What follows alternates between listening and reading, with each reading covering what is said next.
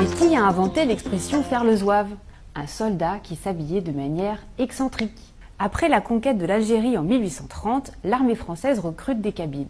La plupart sont originaires d'une tribu montagnarde, les Zouawa. Leur uniforme est un festival de couleurs. Une culotte bouffante rouge garance, une chéchia à glands en feutre rouge, un turban vert et une ceinture bleue ou blanche de 3 mètres de long.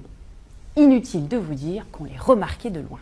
En français, les Zouawa sont devenus les Zouaves, et vers 1880, l'expression « faire le zouave » désigne les gens qui se font remarquer par leur extravagance. Un comble pour les militaires.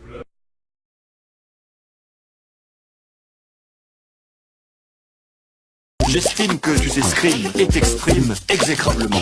Y et Z. Ah, le superbe mot zouave. On a l'impression, en le prononçant, que l'on fait le zouave. Il s'agit d'un emprunt tardif, début du XVIIe siècle, au berbère Zouawa, nom d'une tribu kabyle dans laquelle on recrutait des soldats. Le terme a été adopté en 1831 pour désigner les soldats algériens d'un corps d'infanterie indigène, puis les soldats français de ce corps. Le zouave est un personnage familier de l'armée française du XIXe siècle. Il avait la réputation d'être courageux et intrépide, d'où l'expression « faire le zouave » qui signifiait à l'époque « faire le fanfaron ». L'armée française n'emploie plus de zouave.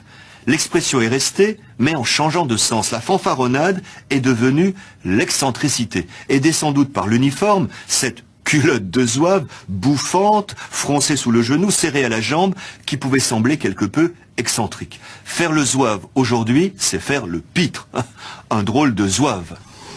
Un soldat de cette glorieuse armée est resté célèbre, celui représenté en pied à Paris sur le pont de l'Alma. Quand la Seine est en crue, on suit la montée de l'inondation par le niveau qu'elle atteint sur la statue. D'abord le pied, puis le genou, puis la taille, la poitrine. Quand le pauvre a de l'eau jusqu'au menton, il ne fait pas le zouave. Et les Parisiens non plus. باريس على غير العادة تتابع بانشغال ارتفاع منسوب مياه نهر السين بسبب الأمطار الغزيرة المتهاطلة عليها منذ أيام والتي تكاد تغمر تمثال الزواف تحت جسر ألما في قلب المدينة الذي يرمز إلى الإمبراطورية الفرنسية واحتلال الجزائر في القرن التاسع عشر.